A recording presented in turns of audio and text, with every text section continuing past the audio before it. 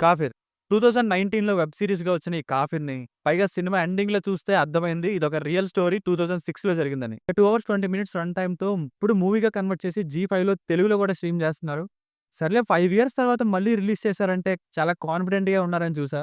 ఇక చూసాక నాకైతే నచ్చిందండి. 'తండేల్' మూవీ క్లైమాక్స్‌లో పాకిస్తాన్ నుండి ఇండియా రావడానికి బ్లాక్ అయిపోతారు కదా!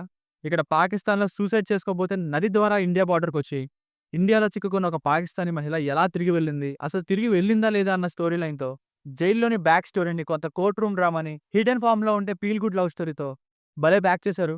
కాకపోతే కొన్ని చోట్ల సెకండ్ హాఫ్‌లో స్లో అనిపించింది.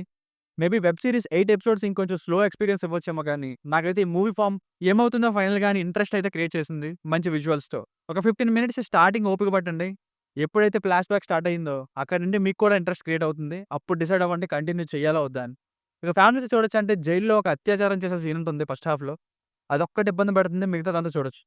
బేసిక్ స్టోరీ లైన్ ఆల్రెడీ చెప్పా స్టార్టింగ్‌లో. ఇక ప్లస్ పాయింట్స్ విషయానికొస్తే జర్నలిస్ట్ కమ్ లాయర్‌గా hero Mohit Raina and Indian జైల్‌లో స్టక్ అయిన పాకిస్తానీ మహిళగా దియా మిర్జా గారు. ఇద్దరు మేజర్ హైలైట్ సినిమాకి పెర్ఫార్మన్సెస్ అయితే అండ్ ఒక చిన్న పాప ప్రెజెన్స్ కూడా ఎమోషనల్ డెప్త్‌ని యాడ్ చేయడానికి హెల్ప్ అయింది. లైక్ 'బజరంగి భాయిజాన్' లాగా. అండ్ క్లైమాక్స్‌కి ఒకరినొకరు మిస్ అవుతున్నట్టు ఒక ఫీల్ క్రియేట్ అయింది.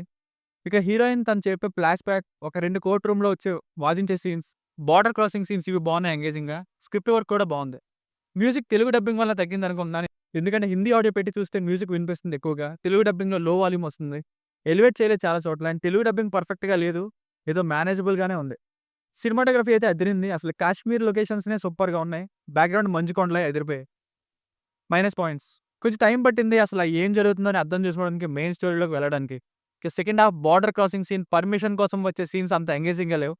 ఇంకా ఫాదర్ సెంటిమెంట్ వైపు కొంచెం కాన్సంట్రేట్ చేశారు. ఇక్కడ మ్యూజిక్ ఇంకొంచెం ఎలివేట్ చేసుంటే ఇంకా బావున్ను. అందుకే సెకండ్ హాఫ్ కొంచెం స్లోగానే అనిపించింది. సో, ఫైనల్‌గా మూవీ వర్డిక్ట్ ఏంటంటే ఇన్వాల్వ్ అవ్వడానికి కొంచెం టైం పట్టినా, సెకండ్ హాఫ్ కొంచెం స్లో అయినా కానీ స్క్రిప్ట్ వర్క్ అండ్ కొన్ని engaging and feel good scenes and ఆ ఫినిషింగ్‌కి మంచిగానే ఉందనే ఫీల్ అయితే వస్తుంది. నాకైతే నచ్చిందండి. ఫైనల్‌గా ఈ 'Kaafir' interesting and feel good film but slow here and there. దీనికి రేటింగ్ వచ్చేసి ఇది నా ఒపీనియన్ 3/5. మీకేమైనా వర్క్ నచ్చినట్లయితే మరిన్ని రివ్యూస్ కోసం మన ఛానెల్‌ని సబ్స్క్రైబ్ చేసుకోండి. Thank you.